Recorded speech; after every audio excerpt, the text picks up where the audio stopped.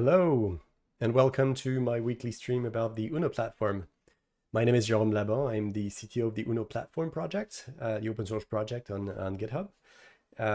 You will find me on Discord. You will find me on Twitch. If you like those videos, and give me a follow on Twitch. I'm spending my time on the Tuesdays looking at what we're doing into the Uno platform, recent issues, sharing some news like the 3.8 update that we did recently, or the NuGet.info web application that we released recently.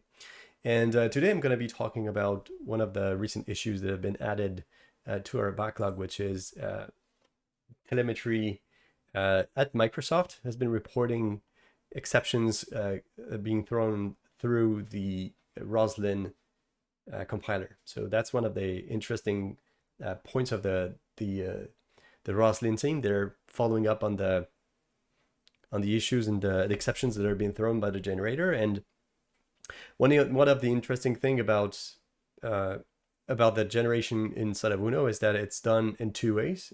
It's done either through a project that we've built along the years, which is called the Uno SourceGeneration tasks. So you can find that in the Uno platform. So I don't think it's there. So you search for SourceGeneration. Here you're going to find Uno SourceGeneration. So that project is about being able to do some source generation based on Roslyn API. So it's about taking the assemblies and the source code that's been just compiled and generating things from that. So when I'm saying things, I'm talking about source code or source files of other languages, or we're talking generating C#, or you can generate resource files or anything like that. So we're in Uno, we're even generating TypeScript using this. So we're parsing .NET source, and then we're generating TypeScript from this. But that's not the topic here. The topic is the fact that that source generation tooling that was created during, I think it was in the .NET 6 era, C# 6 era, where some APIs by the C# team were added to be able to do, as a spec, were added to do something like providing a source generation framework that's baked in the compiler. And that was abandoned pretty quickly, or postponed. Actually, it was postponed until C# 9, so it took a while. But we needed source generation, so we took the approach of doing a set of MS-built tasks that would be doing this. And Uno is extensively using this Uno source generation framework to do generation. So it works pretty well. It has a few issues though, and one of the main issues is that the code that is generated can sometimes not be, in some cases, not visible through the IDE. So let's say if you're in an application that has, so let's say we're creating this. I think that was an application that was created for Visual Studio 2022. So let's take a look at that one. So when you're creating an application that has an X name, so let's say, for instance, look at this application, and I open this XAML file here. If I put an X name here, then if I'm on the Android project, like it is here, the problem is that the test here is not going to be available in all platforms. So you can see here it's available on WebAssembly because we fixed something, and we're now using the tooling that is coming from Roslyn. So the source generation is hosted inside of Roslyn directly, and not through the MS-built tasks that we built along the years. But the problem is that the other targets, and actually GTK is using also the source generation hosted inside Roslyn. So that's why GTK and WASM are working, but the other ones are not. So even UWP is not working. So for UWP to work, you have to build the application at least once, so that it gets picked up. So this means that even if we're using our tooling to generate the source and to be able to say that the variable that is generated here that's supposed to be available in the code behind, then the tooling needs to understand that that source is generated from the fact that we have a XAML file, and then C# codes should be generated from it. So when we're using Android, iOS, macOS, and UWP as a side effect, because in UWP we're not doing anything, but the problem is the same. That means that the sources need to be generated at least once. So let's say I'm building let's say I'm going to build the iOS application, so it goes faster because Android takes a bit more time. So if I build the Android application, the iOS application, what's going to happen is that I'm going to get in the ops folder. So let's see if the build is running. It should be running. It's Visual Studio 2022, so we'll see if that builds properly, but it should. I've got some good success using Visual Studio 2022. It's a lot faster, fails quite a bit less, crashes a lot less. So pretty nice, and it's able to take a lot more memory than it used to in previous releases. So let's build this again, and we'll see that in the ops folder there's a set of files that are generated inside of a G folder here, and specifically there's a XAML code generator, and we can find that in the main page here we have essentially what's in the XAML file here, but represented as C#. So that means that the test variable that we can see here, which is represented here, so text block main page test, is available as part of the build. And that means that if I write the test variable here, then we'll see that iOS now is available, but the other targets that have not been built, it's not available. So the interesting thing here is that WebAssembly has not been built, but still is available. So that means that the test variable that I created is somewhere available as part of the build. So if I go back to the WebAssembly application, there's something that the .NET team has added, which is part of the C# compiler, which is the analyzer node, which actually contains not just analyzers, but also source generators. And in the source generators, you're going to find all the generators that the UNO tooling contains, and particularly one that is the XAML code generator. So it's a lot more user-friendly in terms of trying to find out what is being compiled. It's a bit less friendly because you can step into the code that's generated here. So we're going to talk about that one afterwards, so you can see the types of things that need to be changed for this to work properly. So you can see here that the main page is generated the same way, but the file that is here is now marked generated here. So it's not a file that you can open because there's no, it points to a folder that's VS generated documents or something like that. So it's not really, and you can see the file is 0 kilobytes, so it doesn't really exist. But it's something that you can see. So the file that is generated as part of the build is provided here. And I'm not sure. So this is Visual Studio 2022, so maybe something's going to be changing there. So let's say if I go to this tab and I change for 2, is the file regenerated? That I do not know. Let's see. So it's not regenerated, but if I open it again, it is regenerated, and we're going to see. So it's still test. So it was not regenerated. I may need to save the file. So test 2. If I open that file again, is it test 2 this time? No, it's not. Interesting. So it looks like the file was not updated for some reason. Maybe there's something else that's needed to be done for the file to be updated. But the interesting part is that in the C# code, now test is not available. Or is test 2 available now? So test 2 is available for all the other targets, but not for iOS, which we built before. So that means that we can do text.text equals something, and that will build properly. So that's it. So that's the idea between the two. that node is not available when running on iOS, for instance, at least not yet. It will be when running on .NET 6. We're going to be migrating the source generation over to the newer source generation, at least for the ones that are inside of Uno. And this is going to make it for a better experience. That means that all the squigglies that you're going to get, and you can see here, they're going to go away, which is not a good experience. So let's say, same thing for initialize component. Initialize component is supposed to be available everywhere, but it's not because the code's not been generated yet.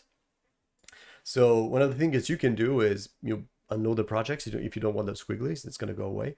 But that's pretty much it for now. So one of the things that's interesting is that if you're, let's say, if we go in iOS and we do, we're going to build the application. So we're going to make an error on purpose. So let's say I'm going to add something at the top like that. So this is invalid Xaml.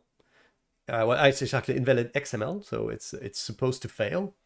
And when I'm building the application here, I'm gonna get an error. So you can see here that so it's quite verbose and something that we need to adjust. And it's giving lots of it's difficult to read, but we're gonna get something to adjust for that. And you can see here that it says that the XML system XML exception data at the root level is invalid. Line 1, position 1. So this is something that you can see, that you can read. It's not super friendly, but it's readable. And one of the reasons we haven't spent a lot of time improving that specific experience, but we're going to have to, is that when you're building on UWP, the idea is that you're building an application for Uno on UWP specifically. So that's the workflow that we expected developers to use from the get-go. But if you're on, let's say, on Mac OS, or if you're on Linux, that's not something that you can do because you can't build the application using UWP. It's not available there. So that means that you're basically not having that quote unquote nice error that's going to give you details about the file being incorrect. So back to the iOS application, we can see here that the failure is very verbose, but still readable in some form or another. So if I go back to the end of the line, I can find that the same error message or close is available there. But now if I go back to my WebAssembly application and I build it, now you're going to see something very interesting. It's going to say this. It's going to say the generator XAML code generator failed to generate source. It will not contribute to the output, and compilation errors may occur as a result. And it says exception was an aggregate tab exception, one or more errors occurred. So that's the dreaded aggregate exception error, aggregate exception being raised, and that one is not useful at all. And there's, so what happens then is that if you make that kind of error, it's some part of XAML that's wrong for any kind of reason, legitimately or not legitimately because there's a bug inside of Uno. The problem is that the rest of the code is going to fail to build properly because of missing elements. So initialize component, because the source has not been compiled, has not been generated. That means that initialize component is not available and test2 is not available. So we can see here that initialize component is not available for app. It's not available for main page.xaml here. And it's not available for test2, which is defined here. So the problem is that my apologies. The problem is here is that those errors are reported by the telemetry to Microsoft. So if there's an error somewhere in there, it's going to be mangled a little bit, but it's going to be provided as an error that Microsoft is going to be noticing, and it's not a good experience. The idea is that this is a user error. This is not an exceptional condition. So that means that the failure should not be raised as an exception, or at least as a failure of the generator. It should be raised as an error reported by the generator. So that means that we're going to have to change this so that it becomes a bit more user friendly. So to change this, we're going to use the workflow that we use in general. which is about compiling Uno and overriding the version that's used inside of that application. So we're going to do this and go over to this version of Uno, and we're going to take the exact same version that's available there, which is 3983, and we're going to override. We're going to do the flow of overriding this. So when you want to override the version of Uno inside it, so override the version used by an application so that you can debug and validate that the behavior is the right one. There's a file named cross-targeting override.prop, so you can create one from the samples. And in that file, you can change the NuGet override version. So we're doing some net standard 2 here. So net standard 2 is for WebAssembly and Skia, and then we're going to be using the WebAssembly one as a base. Not that it changes anything, but because we're not going to be doing anything that's specific to WebAssembly, but still it's going to be useful as part of we can work for any target. So we're going to pick up WebAssembly because why not? So now let's open the solution filter that's associated to it. So it's going to be a partial version of the full solution that contains all of the targets that are available as part of Uno. And we're going to open the WebAssembly one. So you gotta love the fact that Visual Studio loads a bit more a bit faster now, with even with all the projects that are available there. It used to slow down significantly before, so now it's a lot better. And now we're gonna go to the generators part. The generators part, which is inside of the Uno UI folder, and generators and source generators. So you can find here all the generators that are available and are used by the generation when you're building an application for Uno.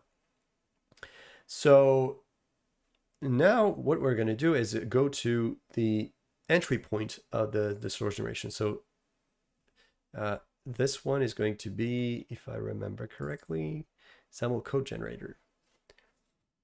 So there it is. So that's the entry point for the source generators. And what you can see here is that this file is actually compiled twice. It's compiled once using net46, if I remember correctly, net46, yeah, net461 and net standard 2. So the reason we're doing this is the first one is used when building for iOS, Android, and a few others using the Uno source generation tasks. And the second one is used when the generators are hosted directly inside of Roslyn. So what that means is that we're going to have to change how we're reporting the error depending on the target. So that means that when we're not in that framework, if there's an exception in the generation here, we're going to be failing the generation and saying, well, something's not working properly or something like that. So there's a generator execution context, and that is something that is passed to the generator to do something. So generate files, get access to the semantic model, and provide errors when errors are occurring. And what I'm going to do is go to the definition of this. If Visual Studio lets me go to the definition. Yeah, for some reason F12 it is not working for me. Probably the bindings changed. Anyways, you can have here something that's called report diagnostic, and that is going to be generated as part of the output of the compiler, not as what we've seen before, which is here not the weird message that says warning compilation failure of that one doesn't work. So what we're going to change is not have that error message, but have something that looks like something useful for the developer that's trying to build his or her application. So that means that we're going to have to do something inside of the generate method here. So we have an inner class that does the generation, and we have the context that's passed in as a parameter. And that parameter is available somewhere in there. I think we're using generator context. So there it is. We have the generator context. So we're going to be altering the generation error reporting so that it gives proper errors instead. So we have already a try catch here that's wrapping the generation. And what we're doing is that if there's a failure when building the application, we just rethrow the exception and we let MS-Build handle the rest. And if we're in the context of MS-Build, but when we're in the context of running with Roslyn directly, that doesn't work and it fails and it reports an error to Microsoft, which is not good. So let's change this. So we have net standard net framework. So if we're in net framework, then we throw, so we can keep the original behavior for now at least. And interesting, it thinks if I'd done it else, I need a second else. So this is the newer feature that they use with you trying to understand what you're trying to do, and it's trying to suggest me to do an else, even though I already added an else. Anyways, so no, it's not a throw. Interestingly, I'm going to change this so that we're in the proper context, and now we're going to be using the context generator context, and we're going to create an error and see if that works properly. So we're saying it's a report diagnostic, and we need to create a diagnostic. So oh, that's interesting. So it suggested me to create a diagnostic report diagnostic error. Okay, no, it's not what I wanted. Oh, diagnostic create. Okay, descriptor, location. So there's quite a few things that we can do. So we're going to try to do this. Okay, so we have a diagnostic, and I think we're going to try to go and find how we can create one properly, because I don't know the proper syntax for this. It's not something that I've used quite a bit. So we have a descriptor. Yeah, let's try to find out how we can create an exception and an error properly. So let's just do diagnostic.create and find some proper errors available. Otherwise, we can go to there's the right to your first analyzer and code fix, which is nice as well. So we can have with diagnostic.create, we have the location and identifier, which is nice. We don't have a rule, so let's see. We need to create a rule. Diagnostic descriptor. Okay, so that would be something that is specific to. So a rule is something that's created. That is created all statically, so that we get always the same one. So it's part. I don't know if they have it here. Doesn't look like they do. Okay, so it's not available here. So we're gonna take a look at. We have we have a set of tooling here in the Uno source. There's an analyzer somewhere. Let's see. I think we have an analyzer. I think we do have something that has some kind of generation somewhere. So no generator. Okay, there's way too much. Analyzers, there they are. Okay, so we have a set of analyzers which are doing the same what we are trying to do, which is trying to create a diagnostic here. And so now here, I don't remember where that was. Analyzer, there it is. So let's hide all this. It's not useful. Okay, so in not implemented analyzer, I think we have, okay, we have a diagnostic descriptor here. We're going to be able to do the same. So we have somewhere, if I remember correctly, diagnostic.create. So it's probably similar to this one. So we're going to do the same. So for now, we're going to create one that is just like this one.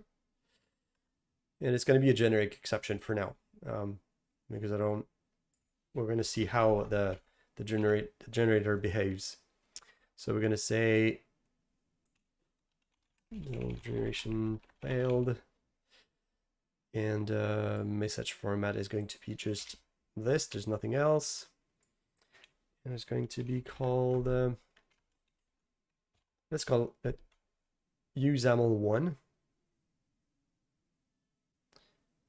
Enable analyzer release tracking for the analyzer containing, okay, so that, I don't know what that is, but we're going to try to find it out.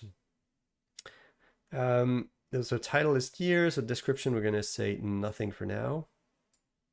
Just going to repeat the same thing as the other one.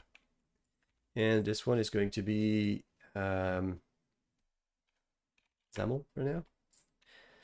So it's an error. It's enabled by default, and that's good. Okay, so we have our role here. We're going to call it generic XAML error rule. And we're going to build this at the end. Okay. So we're supposed to return something. We're going to be returning an empty set of files here. And output file, so it's a set of strings. It's an empty set of strings here. I think it is strings. Oh, it's a key value pair string. Okay, so I'll probably need to create an empty version of that one.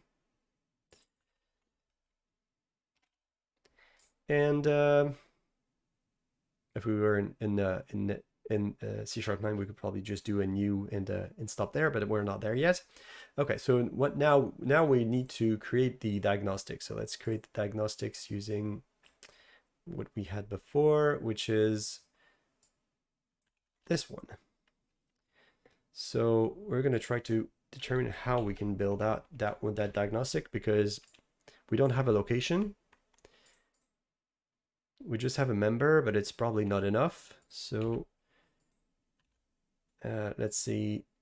So we said it's a XAML rule, generic XAML rule, so that's good. Location, we don't have any, so let's put null for now. And we had location, so location's empty, and then the rest. So this one is going to be, for now, we're going to take the message at the top. So that's not good enough. I know it's going to fail for other reasons, because the message is going to need to be unwrapped. So that's not good enough. But let's see what that does. So now we have the generator. We can rebuild the generator, and it's going to update the one that's used by the application on the other side.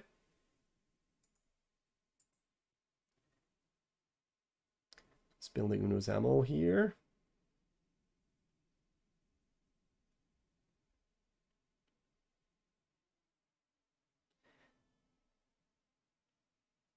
Unreachable code detected, that makes sense. Because we're not at the right location. It was before the end if. So let's rebuild the generator again.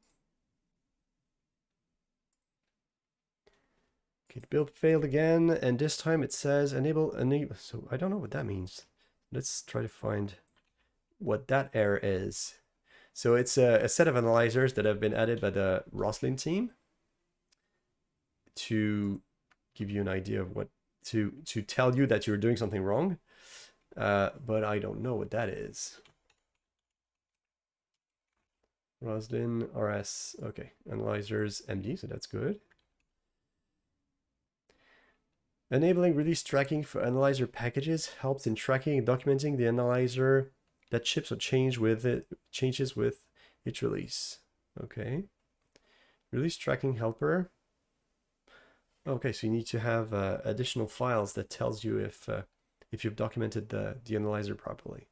Now that's nice.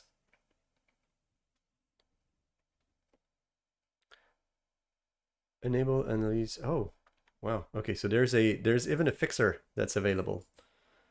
Okay. So let's see what that one does, because that's new to me. Enable analyzer tracking. What did it do? Oh, wow. It added 2 files. Shipped analyzer releases. Release tracking analyzers and unshipped. Okay. So we'd have to do something that looks like, okay, so the files are not there. It probably needs to be doing something additional to it. Okay, that's fine. That looks nice. Okay, so let's rebuild it again now that the analyzer is there. So it means that we're gonna have to document everything, which is nice. Enable release tracking. Okay, so it's still not happy with it. Maybe I need to have something else then. No, the file is there. Okay, no, so it's not detecting the change. Okay, so let's disable it for now. I'm gonna change it afterwards. So we can do suppress in source for now. There it is. Okay, so we'll put it back because that's a good thing. You're having documentation, but for testing what we're trying to test, it's not particularly interesting. So now we can go back to the other application and try to build again and see what kind of error we're getting now. Okay, so now it says CSC use Xaml 0001, which is nice. One or more error occurred. So not useful at all, but at least now it's not failing. It's not failing it as it used to with an error message that was not interesting. So now what we have to do is unwrap the exceptions so that we don't have we have something that is actually useful. So now the problem that we have is that we need to unwrap the exception here so that it becomes something that is actually useful. The thing is that when we are doing when we're throwing the exception here, we are automatically unwrapping it by basically going through all the aggregate exceptions so that we have something that looks useful. And I'm not sure if we're gonna get something that makes sense there. So what we're gonna do for now is show the complete exception and see if we have something more interesting to show, because the exception may be different in that context. So let's rebuild it and see what we get. Yes, we get something interesting. So let's rebuild. One of the nice things about generators in Roslyn is that you can just update the file and it's picked up directly, and there's nothing that's is mangled for you. So that's kept up, or there's sometimes many generators, especially if you're doing MS Build generation. MS Build is locking the files that you're modifying, and you can see here that I can update the generator, and Roslyn is going to pick up the newer version without having to do some jump through hoops or things like that. So that's pretty nice. So now what we can do is unwrap this. So we have the exception that we got was a system aggregate exception. So I don't know exactly how we're gonna handle that one, because I mean, it's an aggregate exception. So the problem with the aggregate exception is that it creates a tree. So if you're not having you may be having multiple exceptions showing up. So what I'm not sure that we're gonna do is that maybe we can skip aggregate exceptions and just report something that looks like this one. Interestingly, that one is multiple lines, so maybe we should report all the exceptions one by one. Let's try this for now. We're going to be skipping those and reporting all the exceptions one by one, and see where that goes. And maybe see if the order is the right one or something like that, because it may not be the right one. So we're gonna do a small function enumerable. So we're gonna do exception. So let's see. I don't know if we have access to all the things that we need here. Maybe. I think we had a traverse accepted traverse. So let's see. Traverse. No, I think we don't have it here.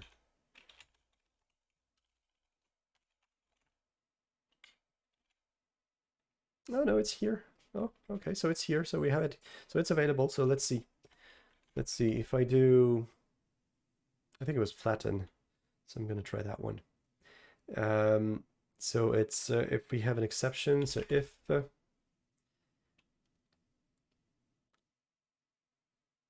we have to find out all the exceptions that are underneath, but it may not be easy. So let's make an enumerable for now. We're going to enumerate the exceptions. I'm going to call that flatten, and we're going to pass in just the top level exception. And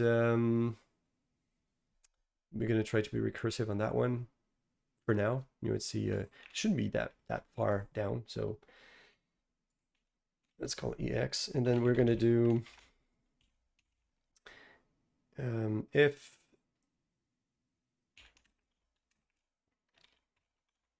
it's an aggregate exception, then we're going to have to flatten that. So let's do for each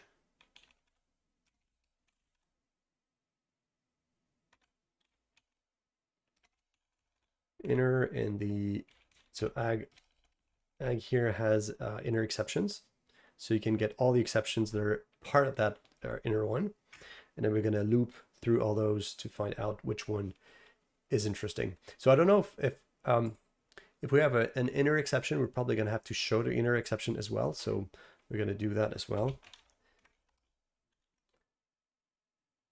So we're going to report the exception itself, and we're going to report the inner one first. So we're going to be doing, so we have to do it twice, which is, there's still no keyword in the C# that allows to do 2 levels iteration, which is,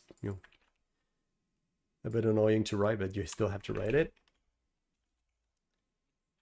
So we're going to flatten the inner exception and then report that one. So we yield reports return inner 2, and for that one we need to report the, which one do we report? We're going to be reporting, so that's the question, do we report top down or down top? It's let's see. So we're going to try to see what that does in terms of reporting, and then if that doesn't work, we're going to switch to, we're going to reverse the order. So we're going to be doing a yield return of the exceptions available inside. So let's for each flatten that one.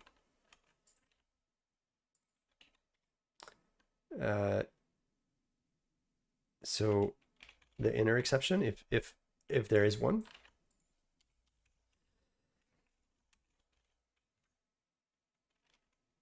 And then we're going to be returning the exception itself.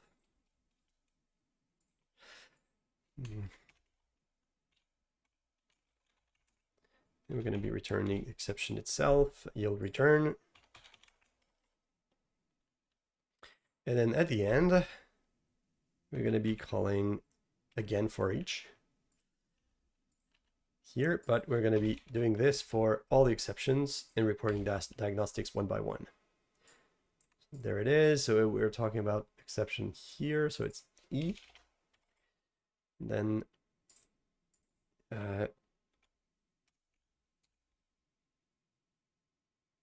let's call that exception for now. And we're going to be showing the message, just this one. Okay, so let's see what that does. So the idea here is that if we get an aggregate exception, actually we're not skipping it.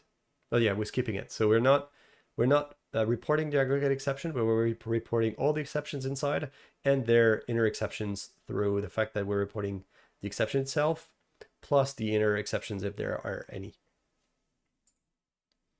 So now we can go and rebuild the application and see what kind of output we're getting. Okay, so that's nice. Okay, so we're down to 2 exceptions and some that are looking good. So that one is not particularly interesting because we're seeing that it says that the file data at the root level is invalid. It says line 11. not particularly useful. And failed to parse the file here. So we don't have a way to go back to the file that had the error, because we don't have locations, at least, because they're not raised that way. Let's see, maybe we can provide that somehow. So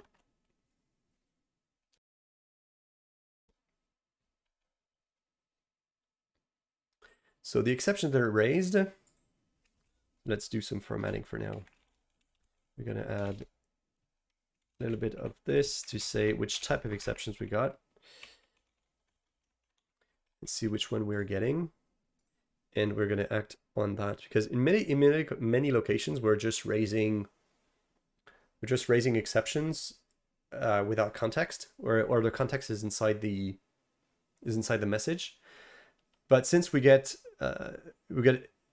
extensive diagnostics, we can provide a location here, and there's probably a way for us to hint that the compiler, or at least hint the IDE, that when there's an exception or there's something that doesn't happen properly, then we can go back to we'll give a link or something like that, so that when you double click on the error, then it points you to the right location. So what kind of exception? So we have an aggregate exception for twice. Oh, is it? Did I put the right one? Doesn't look like it. I said, oh, that's right. I used E, which is not the right one. E is the top level exceptions, not the enumerated ones. So let's do it again. Okay. So that's the error here, and we have a system XML exception. That is interesting. So I don't know if we have the file there. Okay, so that is nice. So we're gonna try to do some digging a little bit. So let's say if I have an XML exception, do I have some context there? Maybe. Oh, I have line number, line position, and source URI. Okay, so maybe we can extract something from there. So that would be, let's make a get location method.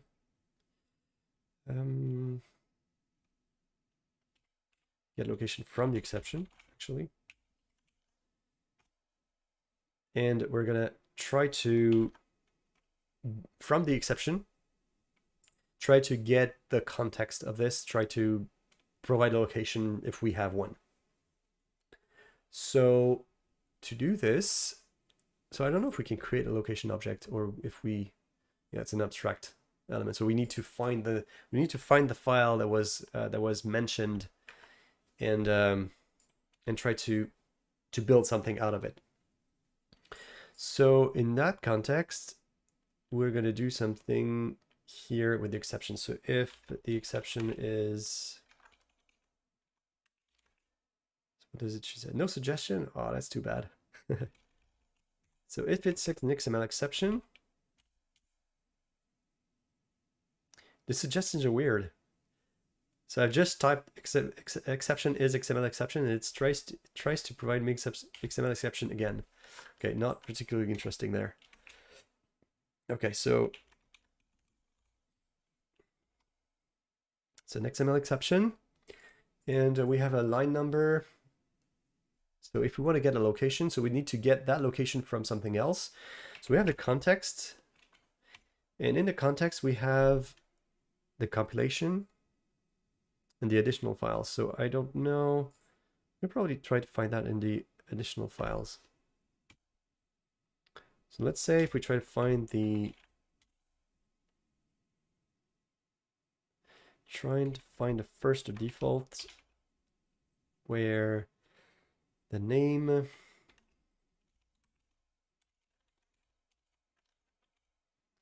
so is there a name there? I think there is a name there, the path. Okay, path is good. And if the XML exception, so in the XML exception there was a There was a source URI. Okay. Thing is that it's a string, so I don't know if it's going to be... I don't know if it's going to be something particularly interesting there. Let's add something more here to see if we can get the actual source URI. Could probably hook into the debugger for now, but let's try it for now without hooking to the debugger and see if we can get some useful information there. So exception is XML exception.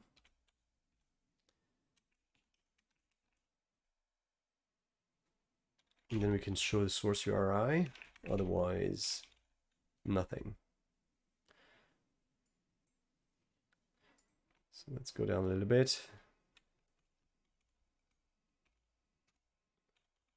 So let's show null that way and see if we get something interesting. So I'm gonna do, just gonna return null for now. It's gonna return null for now so that we don't get the location. We're gonna try to find out if we get the location of the source URI here. Hey, good Senko. Yeah, I can use a lot of RAM. Yes. Let's see how much it consumes. I haven't taken a look. That's not too bad. Yeah, it's using just 1.4 gigabyte, which is well, with the additional ones, it's not too bad. It looks like they optimized a few things because it used to get a lot bigger than that. Okay, so I got the update here. And now if I rebuild, do I get an actual location? Oh, I get null. Okay, so it's not particularly useful. So I hoped that it would get something out of source URI. So it's not useful. So I get some of the information, but not all of it. So probably because the file has been loaded as a string, which is why we don't get the rest. Okay, so that means that we're still gonna have to do a lot more than that. Actually, oh, that's interesting. So that one is showing, that one's showing null, that one's showing nothing. So that's interesting. Okay, so why would that be? So there's one that shows something interesting and the other one, so probably source URI is actually empty. It could definitely be. Let's see. It could be because the files that we're loading are part of they're loaded from strings, so that's probably why we don't have the location of the file. The location in the file. Let's see that again. I'm pretty sure it's going to be empty because of this. Yeah, source URI is empty. Okay, so we're not going to get something out of it that much. So let's try with another type of exception. Let's say page, and we get, let's say, let's do this, for instance. We forget a curly bracket here, curly brace. So let's see what kind of error we're getting. Okay, so it says expected curly brace in the markup extension attribute. Okay, failed to parse the file. Okay, so that's good. So it gives something interesting. And it says uno Xaml parse exception. So that's interesting. Let's see if we get something out of this one. So I think at some point we had some parts of information available. I don't know if we had the context of the exception. So we have the message here. I don't know if it's built using more information there. We have the line number, formatting, but we don't have.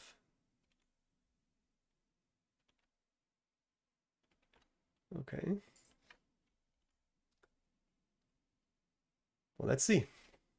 If we have line number and position, there's probably not the file. There's the message and there's the line, but there's not the file. We're going to try to find that one. So there's a line number, line position. I'm going to try to get those specifically. So we know XML exception is not providing much. So let's add some more. So if we're in a Xaml exception, no, it was a Xaml parse exception. So if we're in a Xaml parse exception,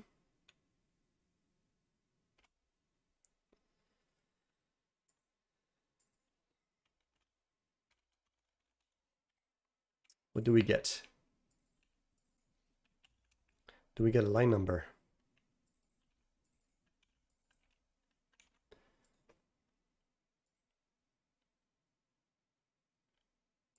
So it's built again, and then let's see what we have here.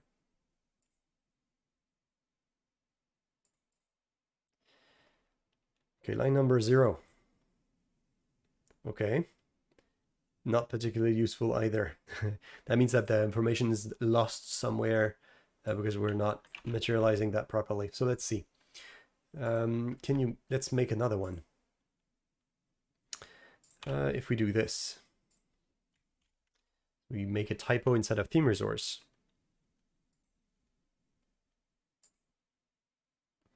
So it failed as well. So what do we have? Theme resource could not be found here.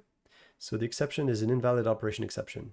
Okay, so it actually raised multiple ones. It says an error occurred processing page at line 1, 2, and the file name. Okay, so we have some of the information there.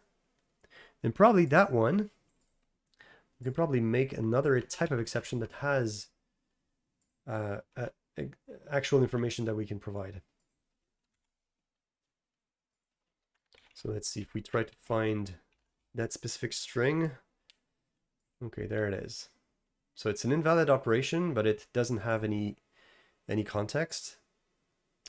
It has the file path. It has many other things, but yeah, it's a top level exception. So that's useful. So we're in the build properties here. Okay, so we could try to do something like that. So let's say we create a new exception type. Let's say Xaml parse Xaml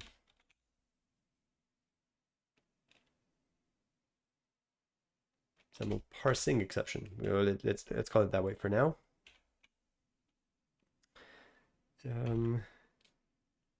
So we're gonna keep it doing the same.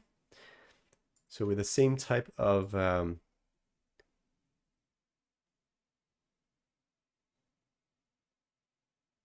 that's interesting. It created everything with the right content, so that's nice.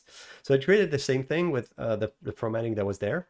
So what we need to add now is more information about all this. So we need line number, line position, and file path. And the actual message without it being completely formatted there, because we may not want this completely. Okay, so we're going to be adding this as part of an additional parameter here. So we get line number, line position, and file path.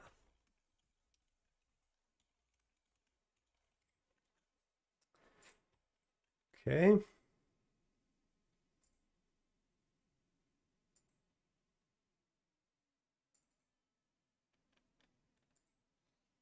Okay, so that was the other one. It's an exception, and so we need all 3 of those passed at the end.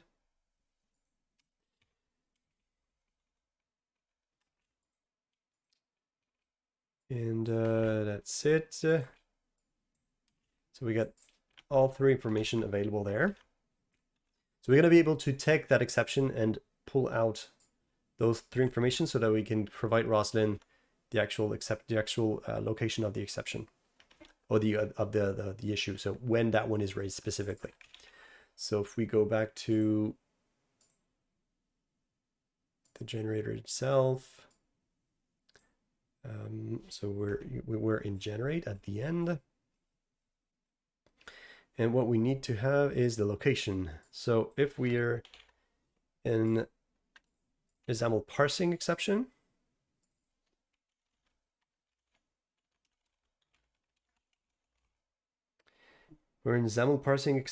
then we get to read. We're going to try to find the file in the additional files. So we know that the Xaml files are all located in generated context in the additional files. So that's something that we provided when building. So all the files are available here.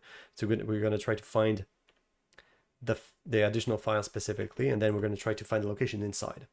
So that one would be Xaml parsing exception dot file. Well, we have to expose the line number.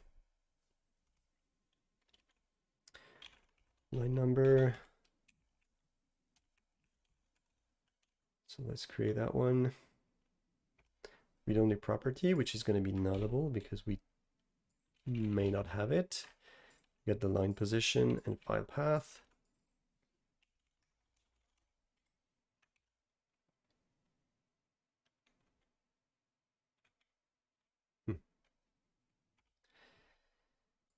Line position, and then file path.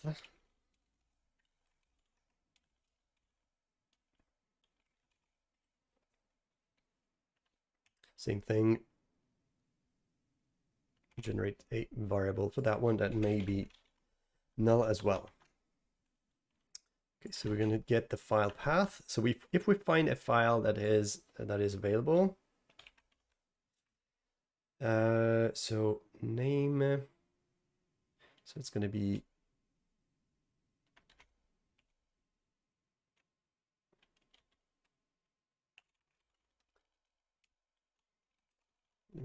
try to find a Xaml file. If that one exists,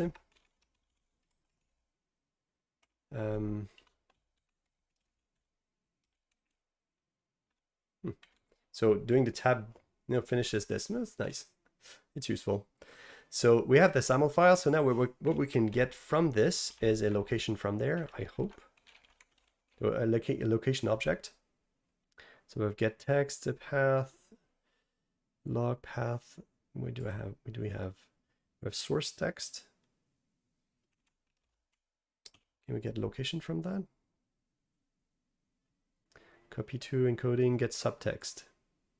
And then we get subtext is that, get text changes. That's not the one we're looking for.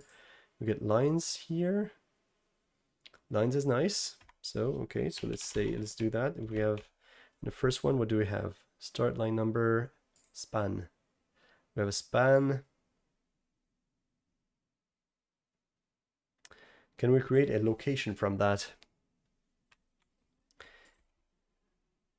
Text span, from span, text span. Do we have a text span here? No location from there. So maybe there's a location builder or something like that we can get. So that one is, oh, there's create. I missed that one. Okay, so we can get location, create, file path, text span, location. So we still need the fact that we need a location position span, but that's not too bad. Okay, so let's do this. So we got location.create. So let's try this. Location.create. We don't have a syntax tree, but we do have a file path. Then we'll file. Then we have the file. We do have the file path there. We have the path here. Then do we have a text span? Do we have a text span? Probably we can create one. We don't have the span because we have a location inside the file. We don't have the length of the issue. We have the start of the issue, so we need to find that one. Okay, so that one is a bit more difficult. I think we probably should be pointing to the line. Text span. So in the Xaml file we have the get text, which provides the full text of this, and then we have lines. We have a text line collection. If we get the first one, we have a span. Okay, so we have a span of the line. So what we can do is just at least provide the line. So let's do that. So we have the get text. So that text may be null, so we may not be able to get that. So if we do have the text,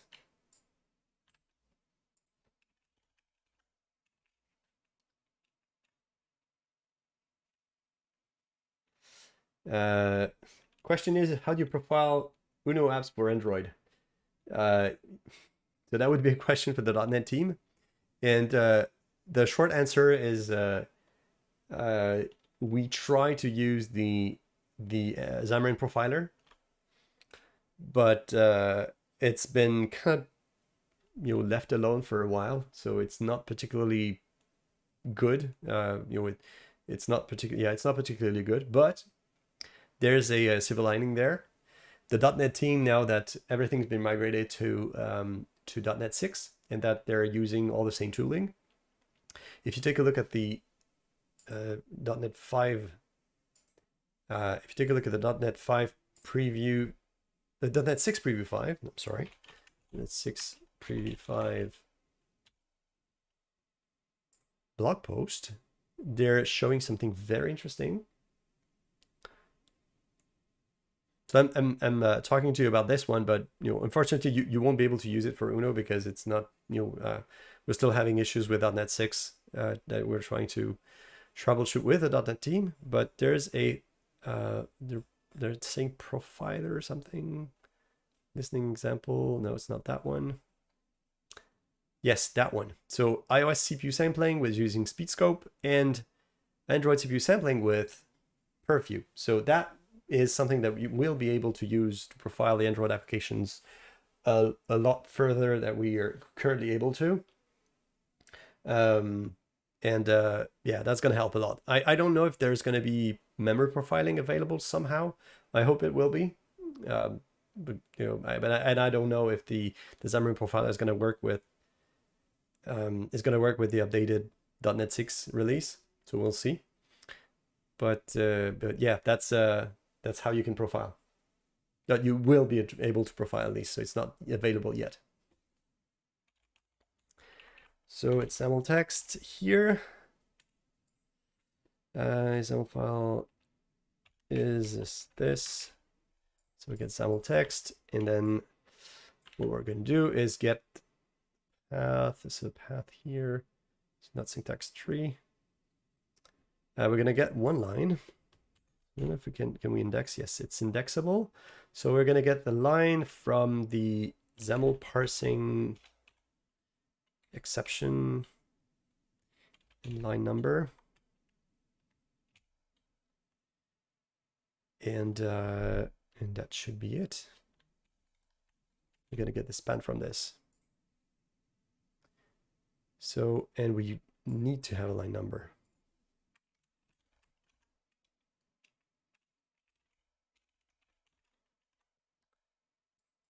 Okay, I don't know if it's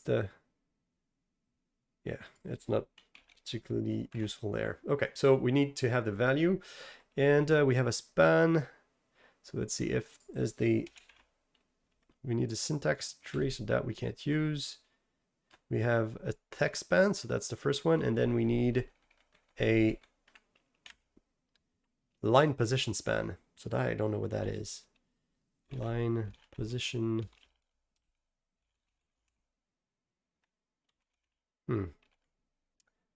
Line position span. Is there a create for this one? No, there is no create.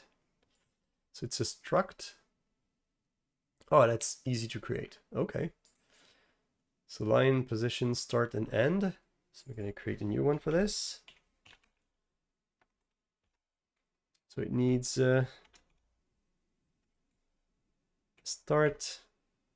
Actually, let's not provide one. It's just going to be, yeah, just the line for now. Okay, so we have a location and it's created when we're doing this. So in the diagnostics, we have a get location. If location is available and it's from the Xaml parsing exception, then we create the location and we return it. So let's see what that does. And see if Visual Studio is able to, let's say when we double click on the line, if it provides something interesting. So, okay, so the file is not nullable. So let's add this.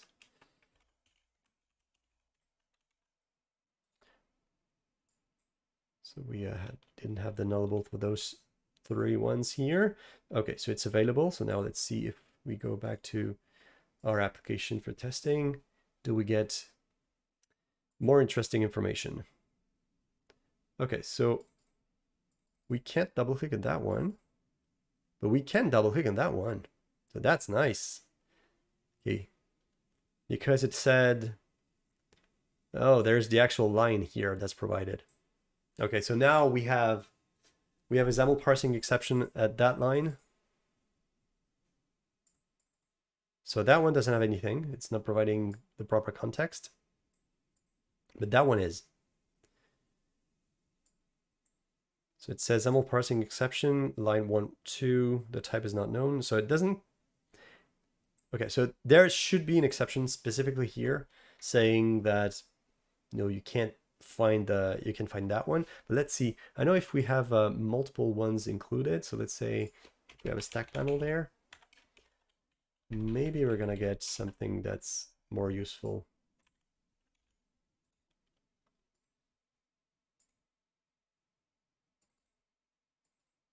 No, it stays at the top. Okay, so it says 111. Okay, so it looks like for some reason the file is found, but the location here is not good. Because it says it's supposed to be 10.3, but it says 111. Okay, so it may be because of some location we have there. So the line number is provided properly. Position is well, find path is available. The location we're creating properly, but that one is a span that for some reason is not available.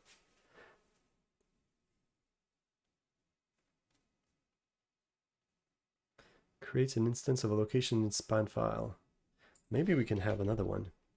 We have syntax tree, file path. We have text span and line position span. So there's nothing else that we can add there. I'm wondering if there's something in there. There's line position. Line position has line character. Ah, okay. So so the span is about providing the content, but the line position is about providing the location inside of the file. Okay, so that's not particularly useful. So I need to provide. So creating an empty line position span only provides a line position, so it's not particularly useful. So we actually have to create a line position. Okay, so in the line position we need the actual line, and let's say, because we know the character, so let's say we're gonna post the same one. So say len value. We're gonna specify the same one twice and see where that goes. Okay, so we get line value, and we've got the line position.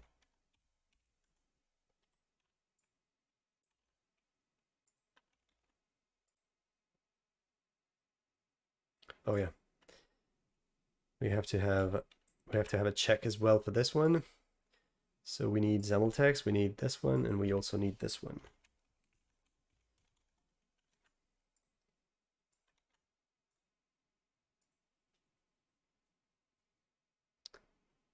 Okay. And if we rebuild this, then we have, okay, 1003. Okay. Well, look at that. We have 11 11.4. Okay, so it looks like we have to do -1 because it looks like it's zero based. Interestingly, same thing with this one. Okay. What I find interesting is that it says line 10.3. Oh yeah, it's a character 3. Okay, so it's at that location. Okay. So let's do this. We're gonna do just -1 for now and do something better next time. And that one would be the same thing because it starts at 1 and we should be having 0 instead.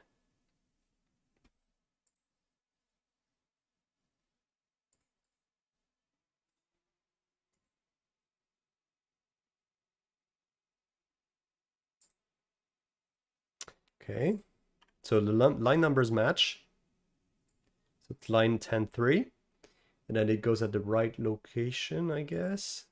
Yes, at the stack panel specifically. Okay, so what we don't have is that the theme resource here is not at the right location, which is fine. For now, at least, we're gonna have to add, actual line location to determine that that this is incorrect, because we only have the surrounding. We only have the surrounding node, not the actual node that has the error. So that would be one to provide. But the experience is a bit better now. It's definitely better because we have now the location of the error, or most location of the error, and we're not going through actual types of other errors that the Microsoft team is going to pick up for no good reason. So there it is.